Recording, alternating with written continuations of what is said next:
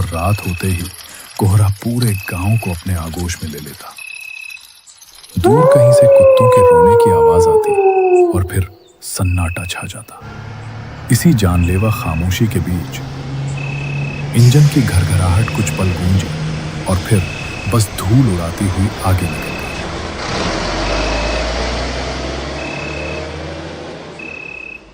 धुंधली पीली रोशनी में एक शख्स उतरा, पंडित दीनानाथ। पंडित दीनानाथ इच्छापुर हाई स्कूल के वरिष्ठ शिक्षक, उम्र करीब 55 वर्ष। वे नियम के पक्के आदमी थे, लेकिन आज स्कूल में एक्स्ट्रा क्लास के चक्कर में देर हो गई थी। उन्होंने अपनी कलाई घड़ी देखी, 7:30। 7:30 बज गए। हे भगवान, आज तो अनर्थ ही हो गया। एक्स्ट्रा क्लास के चक्कर में वक्त का पता ही नहीं चला। अब इस घने कोहरे में घर तक का सफर, राम ही मालिक हैं। वे बड़बड़ाए। उनके मुंह से निकलती भाप कोहरे में मिल गई। बस स्टैंड से गांव तक का रास्ता कच्चा था और दोनों तरफ घनी झाड़ियां थी। बीच में वो पुरानी नदी पड़ती थी जिसे गांव वाले काली नदी कहते थे। पंडित जी ने मफलर को कसकर नाक तक लपेटा और तेज कदमों से चल पड़े। उनके जूतों की आवाज खट खट खट उस सन्नाटे में किसी हथौड़े की चोट जैसी लग रही थी।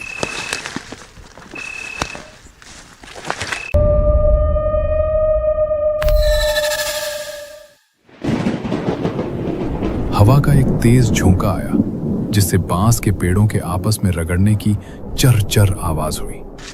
पंडित जी का दिल धक से रह गया।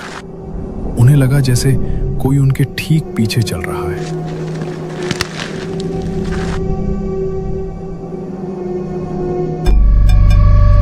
उन्होंने झटके से मुड़कर देखा। वहां कोई नहीं था, सिर्फ गहराता हुआ कोहरा और लहराती हुई झाड़ियां। वहम है, ये सब सिर्फ मेरा वहम है। बुढ़ापा और ये ठंड दिमाग पर असर कर रही है। पीछे कोई नहीं है दीनानाथ, बस हवा है जो बांसों से टकरा रही है।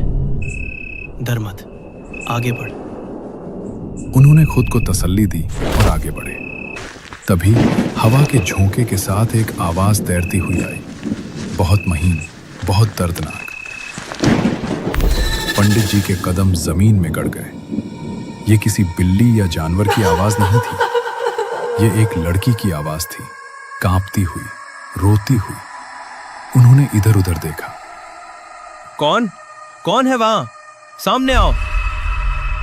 उनकी अपनी आवाज डर के मारे फटी हुई निकली। कोई जवाब नहीं, सिर्फ नदी के पानी के टकराने की हल्की आवाज।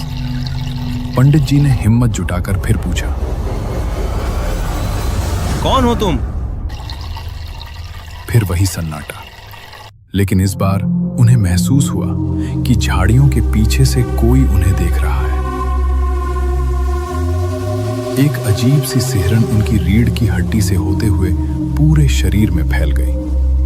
उनका तार्किक शिक्षक मन कह रहा था कि यह हवा का शोर है, लेकिन उनका दिल कह रहा था, भागो, यहां से भागो। वे लगभग दौड़ते हुए नदी के पुल को पार कर गए।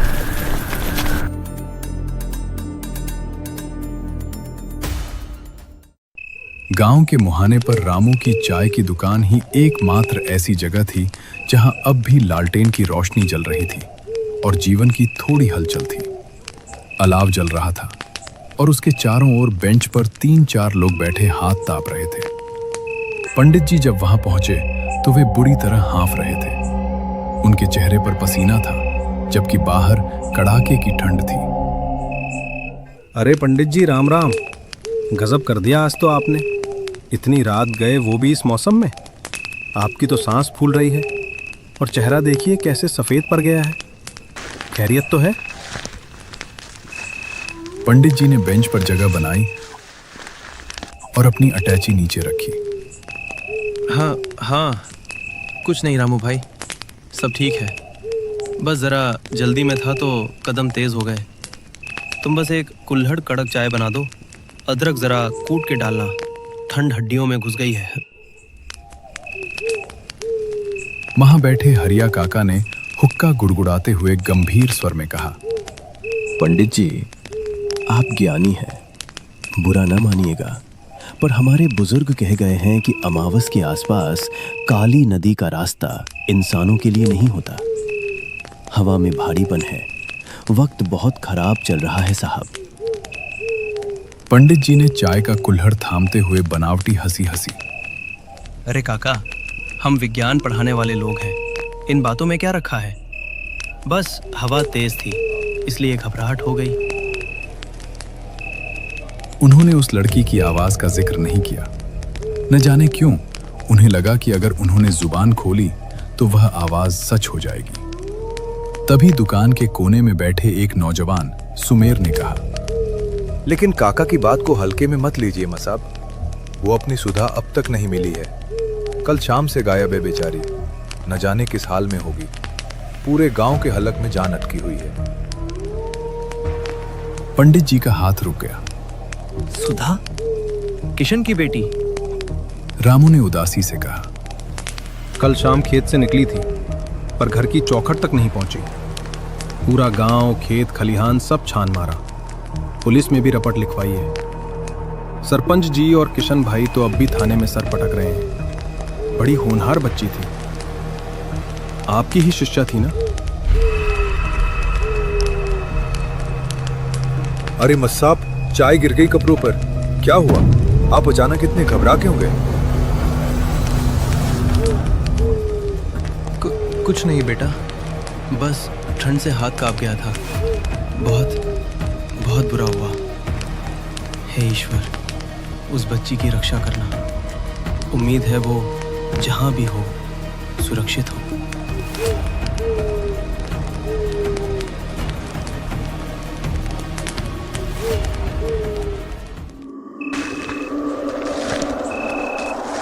रात के 2 बज रहे थे। बिशन के घर से लौटते हुए राघव और सोहन के कदमों की आहट सूखे पत्तों पर किसी भारी बोझ की तरह सुनाई दे रही थी।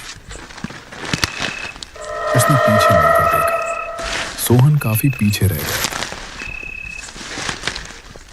ओह, ओए सोहन, अबे अपने इन भारी पैरों को थोड़ा तेज चला भाई। ऐसा लग रहा है जैसे ये पगडंडी आज खत्म होने का नाम ही नहीं ले रही। तू इतना सुस्त क्यों पड़ गया है रे? जल्दी चल। राघव ने चिढ़ते हुए कहा। सोहन ने अपनी पुरानी चादर को अपने कांपते शरीर पर और जोर से लपेट लिया। उसका चेहरा पसीने से तरबतर था, जबकि हवा बर्फीली थी। राघव भाई, मेरा जी बहुत घबरा रहा है। बिशन ने 1000 बार कहा था कि रात को रुक जाओ, पर तू माना ही नहीं। इस जंगल वाले रास्ते में इस वक्त होना ठीक नहीं है। और देखना, मेरा पूरा बदन तवे की तरह तप रहा है। मुझे लग रहा है आज रात में बचूंगा नहीं। बहुत तेज बुखार चढ़ रहा है। राघव जोर से ठहाका मारकर हंसा, जिससे आसपास के पेड़ों पर बैठे पक्षी फड़फड़ाकर उड़ गए। अरे तू तो पैदाइशी डरपोक है सोहन। बुखार बुखार कुछ नहीं है, ये बस तेरे मन का वहम है।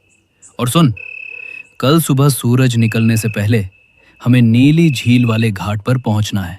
जाल डालना है। पिछली बार की तरह खाली हाथ लौटे तो साहूकार हमारी चमड़ी उधेड़ देगा। बहुत कर्ज चढ़ा है हम पर, समझा? सोहन रुक गया और एक पेड़ का सहारा लेकर लंबी सांसें लेने लगा। नहीं राघव, आज मैं नहीं जा पाऊंगा। मेरा शरीर अब जवाब दे रहा है। तो आज मेरे घर रुक जा, कल साथ चलेंगे। वैसे भी उस रात के बाद से मुझे इस घाट वाले रास्ते से बहुत डर लगने लगा है। जेब खाली है सोहन, वो असली डर है। अगर कल मछलियां नहीं पकड़ी तो भूखे मरेंगे। और रही बात उस रात की, तो भूल जा उसे। जो हुआ सो हुआ। अब चुपचाप चल, तेरा घर आ गया। सोहन के घर का दरवाजा आते ही उसने राहत की सांस ली। चल अब तू अपने घर जा। ठीक है, तू जा, पर संभल के जाना राघव। आगे वो पुराना बरगद का पेड़ है और फिर घाट। तू अकेला है, देख लेना। अबे जा जा, तू अपनी फिक्र कर। मुझे मत सिखा, चल कर मिलते हैं।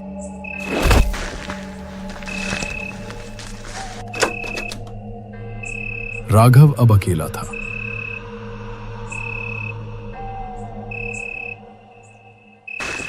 जैसे ही वो घाट की तरफ मुड़ा, हवा का रुख एकदम से बदल गया।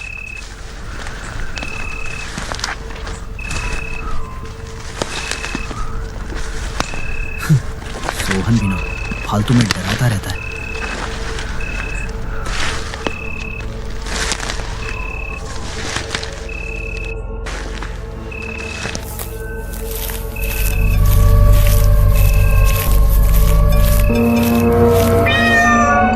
अचानक झाड़ियों में से एक विशाल काली बिल्ली निकली। अरे ये क्या?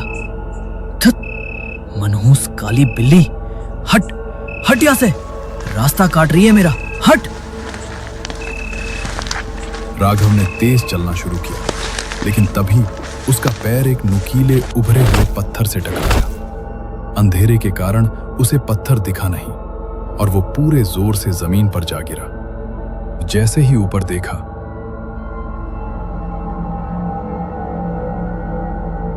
उसकी रूह कांप गई। गौरी, तुम तो पहचान लिया राघव? उस रात तो तुमने मेरी पहचान मिटाने की बहुत कोशिश की थी, याद है? उस औरत की आवाज ऐसी थी जैसे कोई कब्र के अंदर से बोल रहा हो।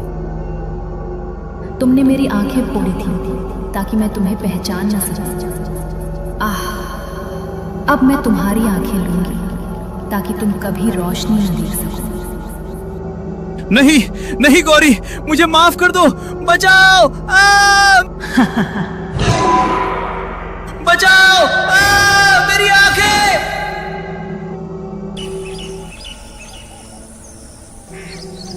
अगले दिन पूरे गांव में मातम और खौफ फैल गया। राघव की ऐसी दर्दनाक मौत ने सबके होश उड़ा दिए थे। उसी शाम गांव के सरकारी स्कूल के अध्यापक, जिन्हें सब मास्टर पंडित कहते थे, पास के कस्बे से लौट रहे थे। वो हाथ में झोला लिए तेज कदमों से उसी घाट वाले रास्ते से गुजर रहे थे। मास्टर पंडित खुद से ही बुदबुदा रहे थे, हे भगवान, कल रात भी जब मैं यहां से गुजरा था तो किसी लड़की के रोने की आवाज आई थी। मैंने सोचा मेरा वहम है, पर आज राघव की लाश नहीं, ये रास्ता ही मनहूस है। राम राम राम। हवा तेज होने लगी थी। मास्टर पंडित का गला सूख रहा था।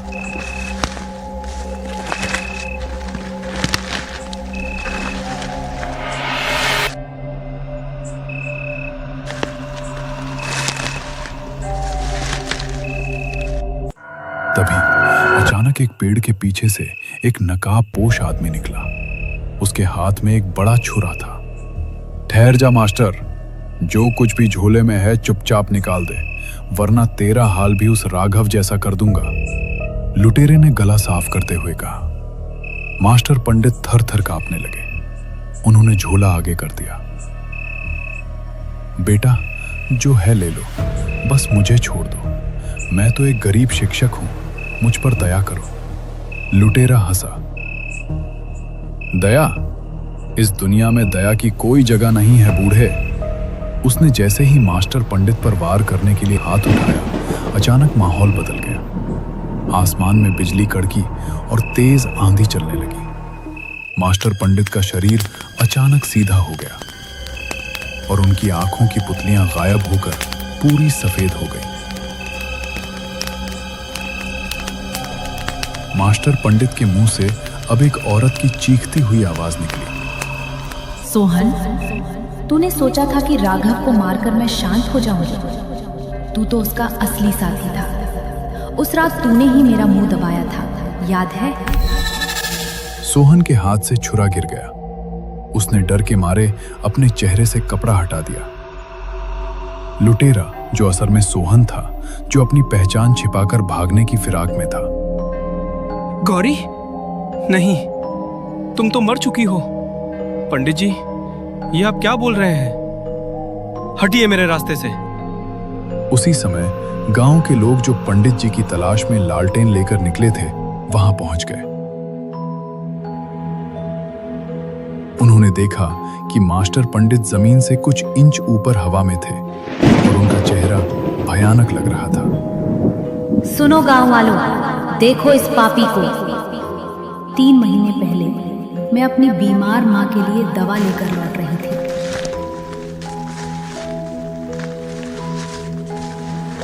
इन दरिंदों ने मुझे इसी घाट पर रोका।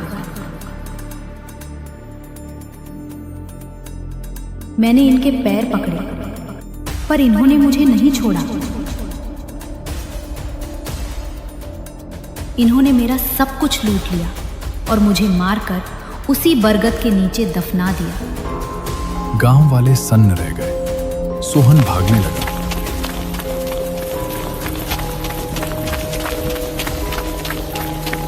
लेकिन एक अदृश्य शक्ति ने उसे पटक दिया। बचाओ, मुझे माफ कर दो गौरी। न्याय हो चुका था। जैसे ही सोहन के प्राण निकले, मास्टर पंडित के शरीर से एक सफेद धुंध निकली और गौरी की आकृति सामने आई। उसने गांव वालों की तरफ देखा और धीमी आवाज में कहा, अब मुझे शांति मिली। मेरे बूढ़े पिता घर पर मेरा इंतजार कर रहे होंगे। उन्हें बता देना कि उनकी बेटी अब सुकून में है। उनका ख्याल रखना। पूरे रतनपुर गांव ने अपनी बेटी का सम्मान के साथ अंतिम संस्कार किया।